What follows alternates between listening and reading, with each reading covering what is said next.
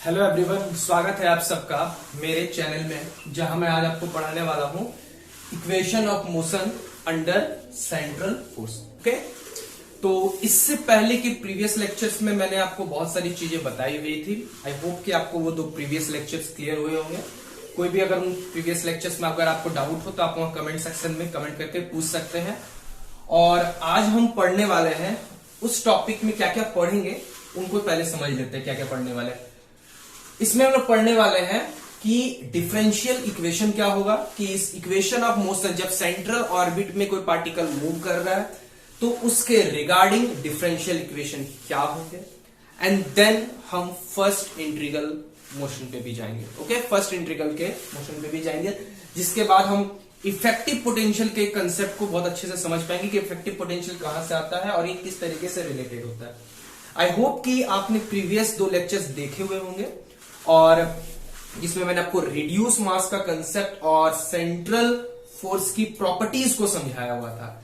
अगर कोई डाउट है तो मैं फिर से बोल रहा हूं। ओके, और वीडियो शुरू करने से पहले बता देता हूं कि मैं अनअकैडमी में भी हूं और आप मुझे अनअकैडमी में भी फॉलो कर सकते हैं, जहां मेरे बहुत सारे कोर्सेज दिए हुए हैं, जहां आप जाके उनको फ्री ऑफ कॉस्ट में देख सकते हैं। तो चलिए स्टार्ट करते हैं।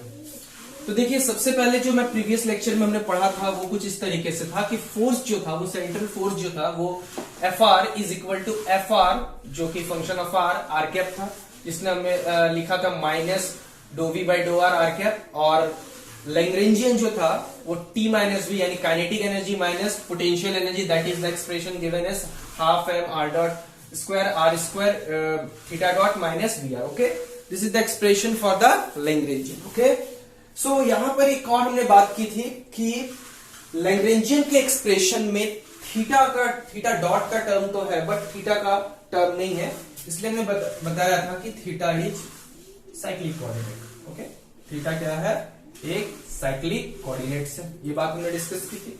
तो अगर ये थीटा साइक्लिक कोऑर्डिनेट है तो हमने देखा था कि del L by del theta dot ये क्या होगा, कांस्टेंट हो जाएगा, जिसकी वैल्यू हम यहां से लिख सकते हैं M R square theta dot, जो कि एक कांस्टेंट है। ओके, कांस्टेंट है, इसे हमने जे से डिनोट किया हुआ था। ओके, सो ये एक टर्म आया हुआ था और कि हमें एक angular momentum P theta is angular momentum of the system. Okay, central orbit में हमने पढ़ा था, उसकी प्रॉपर्टीज में ये देखा हुआ था। ओके, इस इक्वेशन ऑफ मोशन को समझने के लिए हमें जो लैग्रेंजियन ऑफ द सिस्टम है उससे हमें equation of motion find out करना होगा। ओके, तो आपको पहले से पता है, जैसे कि फ्रॉम अब ये जानते हैं d by D T of del L by del R dot minus del L by del R is equal to 0। Okay, ये चीज होता है। चलिए देखिए, सिंपल सी बात है, अगर आप इस एक्सप्रेशन को यहां पुट अप करते हैं तो आपको क्या मिल जाएगा, d बाई डी टी, और अगर आप इसको पुट करते हैं तो एम आर डॉट हो जाएगा, क्योंकि आर डॉट के रेस्पेक्ट में करना है और कहीं तो आर डॉट नहीं है, माइनस और आर के रेस्पेक्ट में करना है तो एम आर हो जाएगा, थीटा डॉट का स्क्वायर हो जाएगा, और अगला जो आपका टर्म आ जाएगा वो आपका आ जाएगा minus dough we by dough R is equal to 0। Okay, so clear है ये चीज। इसको आप अगला लिख सकते हैं M R double dot minus M R theta dot का स्क्वायर, माइनस और माइनस प्लस हो गया, दिस इज ओके, ये चीज हो गया। सो यहां तक तो आपको क्लियर हुआ होगा, एकदम सिंपल सी बात है, कुछ नहीं किया हमने, ये फॉर्म लगाया इक्वेशन ऑफ मोशन निकालने का। इसको तो आपको पता है, बहुत फेमस किया है, डीएलएम्बर्ट प्रिंसिपल से आया हुआ है लैग्रेंजियन से। सो फाइनली अगर आप इसको देख सकते हैं, थोड़ा सा इसे हम जे के टर्म में लिखना चाहते हैं, क्योंकि हमको एक डिफरेंशियल इक्वेशन तक पहुंचना। ओके, यहां तक बोर्ड आपको विजिबल होगा I think. Okay, board visible है। सो देखिए, इससे हम लिख सकते हैं एम आर डबल डॉट, और यहां से देखिए थीटा डॉट की वैल्यू को हम यहां से क्या लिख सकते हैं, थीटा डॉट जो हो जाएगा वो हो जाएगा जे बाई एम आर। इसको चलिए इसकी वैल्यू को यहां सब्स्टिट्यूट कर देते हैं, एम आर यहां से होगी आपका जे square by M square R के पावर में 4। ओके, और ये देखिए इस टर्म को ध्यान से देखिएगा, ये del we by dough R जो है, इसको चूंकि फोर्स जो होता है, फोर्स की जो मैग्नीट्यूड है सेंटर, वो minus dough we by dough R है, तो इसको हम ज्यादा बेटर फॉर्म एफ आर भी लिख सकते हैं। ओके, सो ये फॉर्म आपका आ गया M are double dot minus J square by M R cube. Okay, M are cube is equal to F R, is equal to F R. ये एक तरीके का इक्वेशन है। ओके, ये एक तरीके का इक्वेशन आपके डिराइव हो गई है। ओके, जो एक सेकेंड ऑर्डर डिफरेंशियल इक्वेशन है, जो क्या है, एक सेकेंड ऑर्डर डिफरेंशियल इक्वेशन है। बट इसको थोड़ा सा और बेटर फॉर्म में लिखना ज्यादा बेटर होगा, क्योंकि ये आपका जो डिफरेंशियल इक्वेशन है, it is simple second order differential equation. Okay, ये आपका सेकेंड ऑर्डर डिफरेंशियल इक्वेशन है। इसको हमें थीटा के टर्म में लिखना बेटर रहेगा। क्यों? इसका रीजन क्या होना चाहिए? तो देखिए, आपकी जो पोजीशन है, चूंकि आप साइक्लिक सेंट्रल ऑर्बिट में मूव कर रहे हैं, तो किसी भी पार्टिकल की पोजीशन को शो करने के लिए यहाँ चूंकि ये प्लेनर मोशन होता है, फर्स्ट लेक्चर में मैंने आपको बताया हुआ था कि P जो है वो आपका R और थीटा है पोजीशन उसकी, तो ये R के टर्म में डिफरेंशियल है। लेकिन अगर R का कोई फंक्शन है, अगर R थीटा पे डिपेंडेंस दिखा रहा है, कोई फंक्शन है R का किसी थीटा के फंक्शन पे डिपेंडेंस दिखा रहा है, तो ऐसे केस में हम उसको किस तरीके से कन्वर्ट करेंगे, वो बेटर फॉर्म रहता है और उससे बहुत आसानी से सॉल्व होते हैं।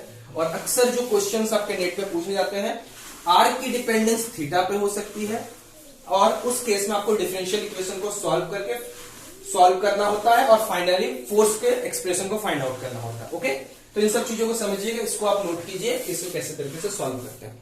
ओके, तो देखिए अब इसे किस तरीके से सॉल्व करते हैं। इस इक्वेशन को हमको थीटा के टर्म में लेके आना, तो इसके लिए करेंगे क्या, ध्यान से समझिएगा। इसके लिए हमें करना क्या है कि हमने मान लिया let r is equal to 1 by u. Okay, let r is equal to 1 by u substitute करेंगे। सो अगर आप इसे dr बाई dt करते हैं, जो कि r डॉट होता है, ओके, सो ये क्या हो जाएगा, minus 1 by you square d u by D T हो जाएगा। ओके, क्लियर है? इसको थोड़ा फर्दर और अरेंज करते हैं, 1 by you square d u by D theta से, यहां से इसको बैलेंस कर देते हैं। ओके, क्लियर है ये सब चीजें? और ये D theta by D t that is theta dot होता है, सो इसे minus theta dot by you square d u by D theta लिख सकते हैं। ओके, आप इसे simple D theta by D T को लिख सकते हैं minus theta dot by you square d u by D theta लिख सकते हैं। ओके, क्लियर है आपको? और फर्दर एक कुछ चीजों का ध्यान रखना, जैसे कि आपको पता है यहां आपने लिखा हुआ था कि M are square theta dot is equal to J. Okay, M are square theta dot is equal to J. अगर इस चीज को यहां यूज करते हैं तो theta dot is equal to हो जाएगा आपका J by M R square. Okay, clear है? आपका theta dot is equal to क्या हो जाएगा, J by M R square. Okay, so further अगर आप इस चीज को यहां यूज कर रहे हैं तो minus j by M R square you square d u by D theta. Okay, j is angular momentum और ये कांस्टेंट है। ओके, सो बट देखिए कि आर स्क्वायर यू स्क्वायर क्या होने वाला है, ध्यान से देखिए, r is equal to 1 by u. Okay, तो r इंटू यू इज 1, तो r square you square is also 1। Okay, so finally जो आपका r डॉट आ जा रहा है वो आपका आ जा रहा है minus j by m d u by d. Okay, ये r डॉट की वैल्यू आ गई है। ओके, हमें r डबल डॉट तक पहुंचना है, क्योंकि हम इसमें इसकी वैल्यू सब्स्टिट्यूट करना चाहिए। r और r के जो डिराइवेटिव्स हैं उनको थीटा के टर्म में चेंज करना है, कन्वर्ट करना है। ओके, अब चलिए देखिए अगली बार इसको फिर से डिफरेंशिएट करते हैं, तो r डबल डॉट टाइम के रेस्पेक्ट में फिर से minus j by m d two you by D theta into d t. Okay, फिर से minus j by m d two you by D t d theta square, और यहां से हमने कर दिया ऐसे। ओके, एक डी थीटा से इंटू है या डी थीटा से डिवाइड, जब ये बैलेंस हो गया। ओके, और ये फिर से d theta by D t that is minus j theta dot m, और ये d two you by D theta square. Okay, so further आप फिर से इसे जे थीटा डॉट को वहां से आप यहां से देख सकते हैं, इसे चेंज कन्वर्ट कर सकते हैं। That is minus J square by M square r square d two you by D theta square. Okay, और 1/r को आप क्या लिख सकते हैं, देखिए r is equal to 1/u, तो u is equal to 1/r, that is minus J square you square m square d two you by D theta square. Okay, ये सिंपल r डबल डॉट की expression आपके पास आ गई है, और आपके पास ये r की एक्सप्रेशन आपको पता है, r आपको पता है क्योंकि आप r को 1/u से रिप्लेस कर सकते हैं। ओके, सो चलिए ये दो r डबल डॉट की वैल्यू हमें यहाँ पता है, हम इसकी वैल्यू को यहाँ सब्स्टिट्यूट कर सकते हैं। देयरफॉर m और r डबल डॉट की वैल्यू को यहाँ सब्स्टिट्यूट कर दिया, minus J square you square by M square d two you by D theta square, minus J square by m, और ध्यान से देखिए यहाँ आर क्यूब है। ओके, ये जो आर क्यूब है वो हो जाएगा आपका यू क्यूब हो जाएगा।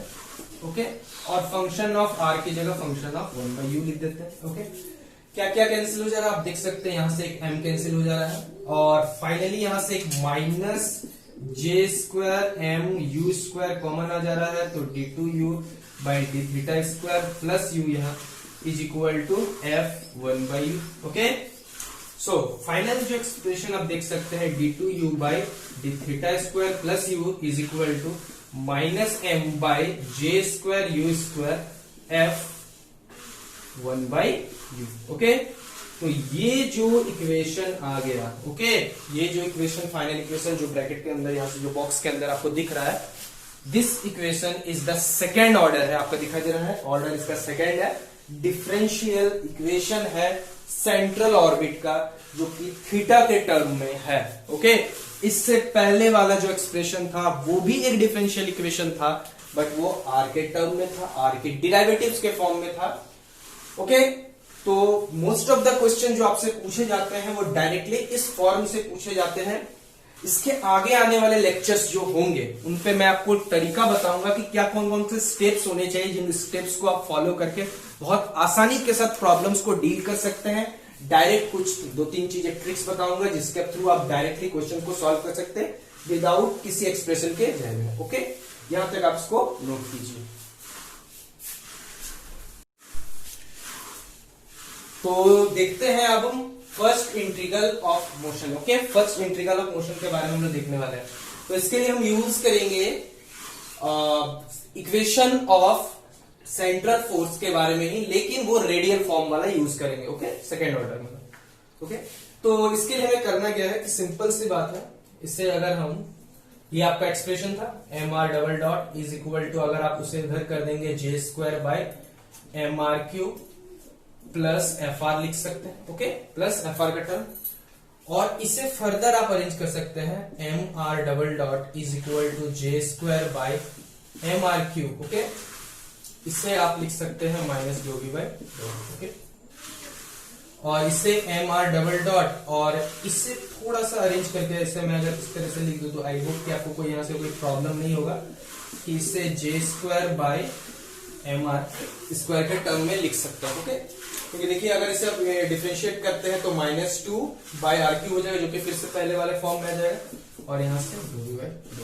ओके, तो इसे मैं डी के फॉर्म में ही लिख देता हूं, ज्यादा बेटर रहेगा। ओके, तो फाइनली जब मैं यहां से डी का टर्म कॉमन निकाल देता हूं, तो यहाँ j square by 2m r square plus minus के साथ कॉमन निकाला है तो ये v हो जाएगा। ओके, और यहां से आपका m are double dot. Okay, अब क्या कीजिए, यहां से multiplying both sides by r dot, दोनों साइड आर डॉट के साथ मल्टीप्लाई कर दीजिए, तो आपका हो जाएगा m r dot r double dot minus r dot d by d r j square by 2m r square plus v। Okay, और ये आर डॉट क्या होगा?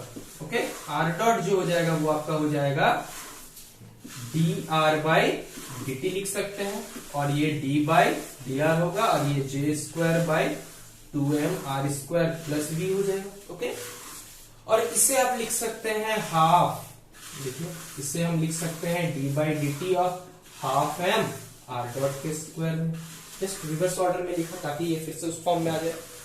अब क्या करना है, ध्यान से समझिएगा कि अगर हम इसे इंटीग्रेट करते हैं, चूंकि दोनों में इस तरह से देखिए, सबसे पहले dr को कैंसिल कर देते हैं, तो फाइनल जब हम इसे लिखेंगे d/dt और यहां से हाफ एम आर डॉट, और जो d/dt यहां हो जाएगा सारे यहां से minus d/dt J square by 2mr square plus v हो जाएगा। okay?